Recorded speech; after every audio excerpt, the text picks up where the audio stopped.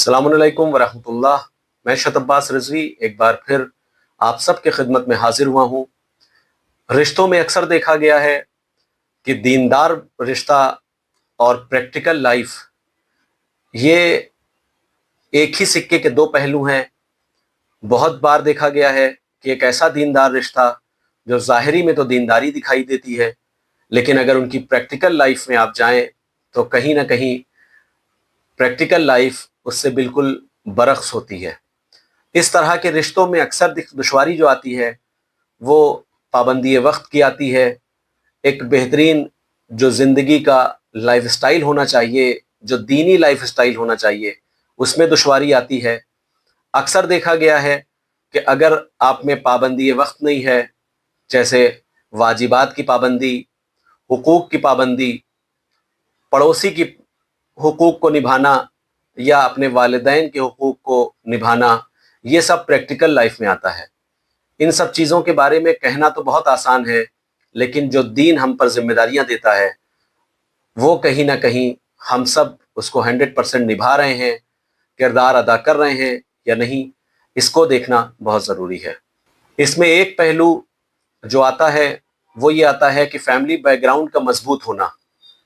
बिल्कुल बेशक family background मजबूत होना चाहिए, लेकिन इसमें ये फिक्र रखना कि फैमिली बैकग्राउंड सिर्फ फाइनेंशियल मजबूत होना चाहिए, ये गलत है।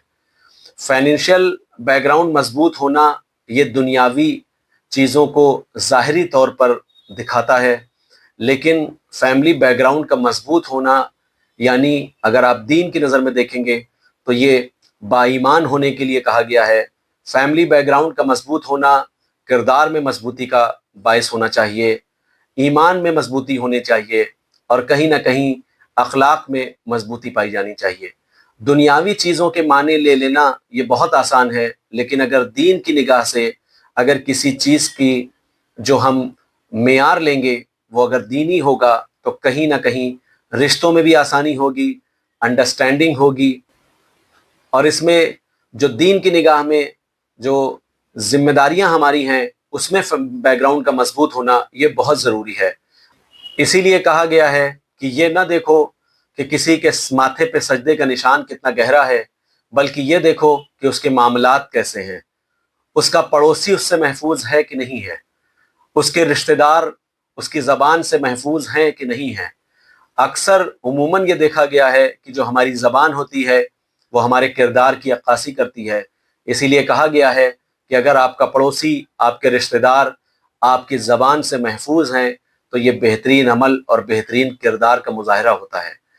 बहुत से घराने ऐसे होते हैं कि जहाँ पर ये देखा गया है कि फ़लाँ ने इनको ये बात सुना दी, लेकिन ये भी इसके साथ साथ देखा जाता है कि जो बात कही गई है वो दीन की नज़र में है या किसी की तौहीन करने की नज़र में। किसी की तौहीन करने के लिए न दीन इजाज़त देता है, न शरीयत इजाज़त देती है, बल्कि एक बेहतरीन, एक कामयाब फैमिली को अमल और किरदार और अपनी ज़बान से अपने पड़ोसी और अपने रिश्तेदारों को महफूज रखने के लिए कहा गया है।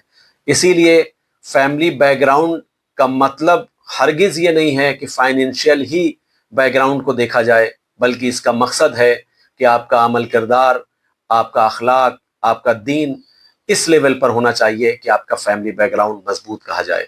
वस्सलामु अलैकुम वरहमतुल्लाहि वबरकातुहू।